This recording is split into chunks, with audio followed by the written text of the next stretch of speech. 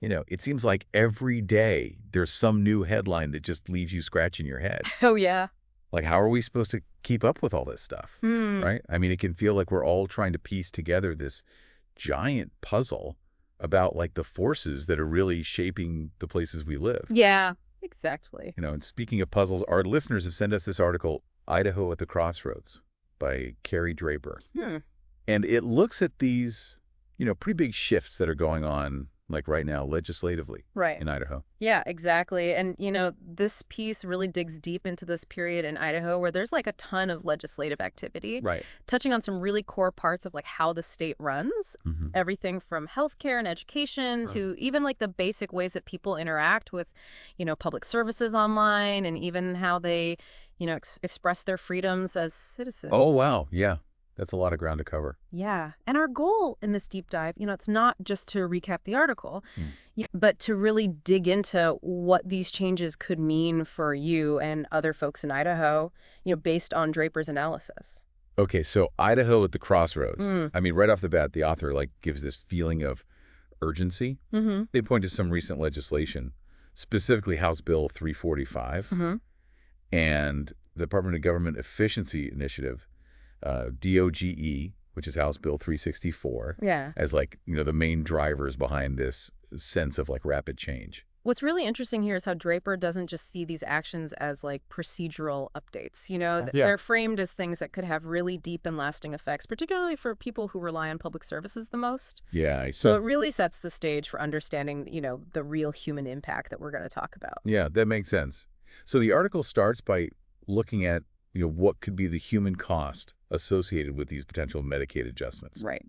And it explains that House Bill 345 introduces these stricter requirements for people to even access Medicaid in the first place. And one of the concerns is, around this whole digital process of having to provide all this paperwork online. Yeah, that's right. It sounds like that could be a real obstacle for some folks. Yeah. What Draper really highlights is how these digital requirements could actually end up creating barriers, especially for people who might not have, reliable internet access or the skills to navigate these online systems. Right. So think about, someone in a rural area where the broadband is spotty. Yeah. Or an older person who's just not as comfortable with online portals.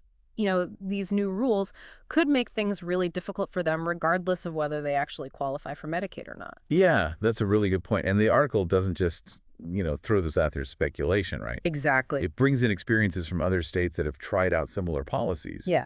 And suggests there's a real risk of people, losing their health care coverage altogether. Right. And then potentially having even, worse health because of it. And that's really important.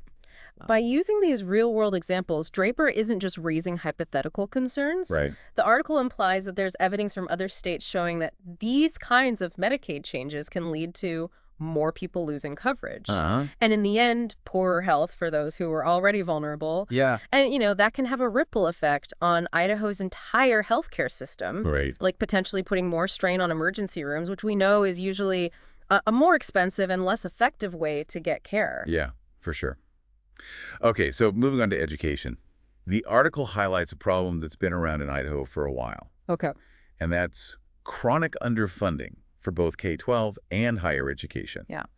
It says that even with some recent budget increases, the state is still pretty low down the list when it comes to how much they spend per student. Right. And of course, that's linked to problems like not having enough teachers. This whole context of underfunding, it's really key to understanding Draper's take on the things that are happening now. The article talks about this push for efficiency in education through what they call AI-based resource allocation. Okay. And when we talk about that, it could mean using algorithms to figure out how to divide funding between schools based on all sorts of data. Technology can definitely help us optimize things. Sure. But the article raises a good question. How do we make sure this actually improves things and doesn't replace those essential human interactions that are at the heart of good education? I see. Yeah, those relationships between teachers and students. Exactly. And once again, Draper points to lessons learned from other states. Yeah. This time mentioning Arizona's voucher system and the reforms they made to rural education in West Virginia. So what were the main takeaways from those examples? Well, the article uses those examples to show us some potential problems. Right. Arizona's experience with vouchers brings up concerns about the risks of letting privatization run wild, potentially taking resources away from public schools without any real accountability for how well students are actually learning. Oh, I see. And then West Virginia's rural education reforms show how tough it can be when underfunded initiatives try to deliver quality education to communities that are spread out and have different needs. Right. The point isn't that all reform is bad, but that without careful oversight from the public and a real commitment to making sure resources are shared fairly, these changes can backfire. Yeah. Especially hurting the students who are already facing the most challenges. Yeah, that makes sense. Another big area the article digs into is this idea that, digital infrastructure isn't just a nice to have. It's like a fundamental right in this day and age. Draper talks about these recent limits they've put on Idaho's public online portals and email services. Right. And expresses worry about how this could really disadvantage lower-income folks and senior citizens. What's powerful about calling digital access a right instead of a privilege is that it changes how we see these limitations. Yeah. In a world that's becoming more and more digital every day, being able to get online is often crucial for things like finding government info, applying for benefits, even just taking part in civic life. Right. So when these reforms that are supposed to make things more efficient lead to these kinds of restrictions, the article argues that we have to be extra careful to make sure everyone has access no matter their income or tech skills. Yeah, I agree. It's not just about convenience. It's about making sure everyone can fully participate in modern society. Exactly. Okay, so let's shift gears a bit. Okay. The article then talks about some broader trends in the direction of Idaho's legislature, mentioning this reintroduction of firing squads through House Bill 37. And what they describe is these aggressive ideological shifts. Yeah. These definitely sound like things that are causing the author some concern. Here, Draper goes beyond specific policy changes, like in how services are delivered, and starts looking at the bigger picture for things like democratic norms and civic freedoms in the state. I see. The examples they give point to a potential change in values and priorities. And the article stresses how important it is to maintain transparency, accountability, and a strong democratic process when faced with such quick changes. Yeah. It's about the overall health and openness of the political scene. Okay, that brings us to the Department of Government Efficiency, or DOGE. Right. And while the goal is to make things more efficient, the article raises some potential red flags, particularly around this idea of relying too much on AI to enforce policies. So what are the specific worries there? The main concern, as Draper lays it out, is that if we lean too heavily on AI in government without enough human oversight, it could lead to problems we didn't intend.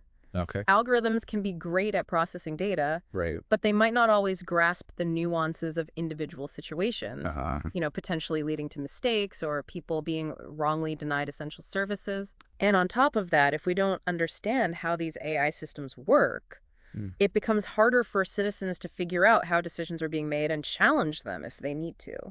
Right. So the article really emphasizes the need for strong oversight mechanisms that are mandatory. Yes. And public accountability for any move towards automating government functions. Absolutely. That seems like a crucial safeguard to make sure things are fair and to prevent those unintended negative consequences. There's no doubt that technology can help us do things more efficiently. But we have to balance that against basic principles like due process individual rights and government transparency. Strong oversight and accountability are essential to make sure that the drive for efficiency doesn't end up sacrificing these core values. Okay, so with all these potential changes and concerns, what does the article suggest that everyday citizens can actually do about it?